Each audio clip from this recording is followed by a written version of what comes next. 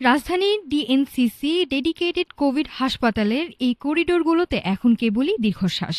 কোলে শিশুকে বাঁচাতে মা বাবার এই দৌড়ঝাঁপ বলে দিচ্ছে দেশ জুড়ে হামের প্রকোপ কতটা ভয়াবহ রূপ নিয়েছে।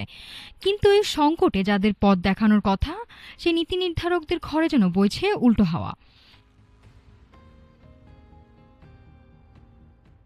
গত ১২ এপ্রিল বসেছিল বিশেষজ্ঞদের নিয়ে দেশের সর্বোচ্চ কারিগরি কমিটি, নাইট্যাগ এবং এনভিসির যৌথ সভা। লক্ষ্য ছিল হাম মোকাবেলায় একটি কার্যকরী রোডম্যাপ তৈরি।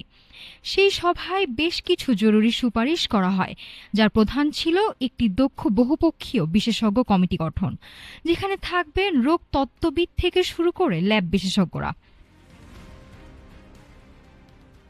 কিন্তু অদ্ভুত বিষয় হলো, বিশেষজ্ঞ সেই সভার ১০ দিন পার হলেও স্বাস্থ্য মন্ত্রণালয়ের শীর্ষ মহলে পৌঁছায়নি কোনো খবর। খোদ স্বাস্থ্যমন্ত্রী জানেন না এমন কোনো সুপারিশের কথা। যদিও স্বাস্থ্য সচিবের দাবি, সুপারিশ আসার আগেই টিকা কার্যক্রম শুরু করছে মন্ত্রণালয়। ৩০টি উচ্চ ঝুঁকিপূর্ণ এলাকায় ক্যাম্পেইন চলছে ঠিকই, কিন্তু মাঠ পর্যায়ের আইসোলেশন নিশ্চিত করা কিংবা রোহিঙ্গা ক্যাম্পের মতো স্পর্শকাতর এলাকায় টিকা পৌঁছানোর মতো কারিগরি জটিলতাগুলো এখনো উপেক্ষিত।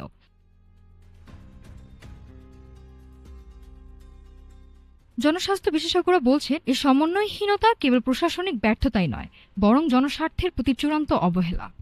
একদিকে ভাইরাসের দাপট, অন্যদিকে প্রশাসনিক আমলাতন্ত্রের ধীরগতি। বিশেষজ্ঞরা বলছেন, দ্রুতই সব পক্ষের সমন্বয় কমিটি গঠন এবং তথ্যভিত্তিক সিদ্ধান্ত না নিলে হামের এই প্রাদুর্ভাব বড় কোনো মানবিক সংকটের দিকে নিয়ে যেতে পারে দেশকে।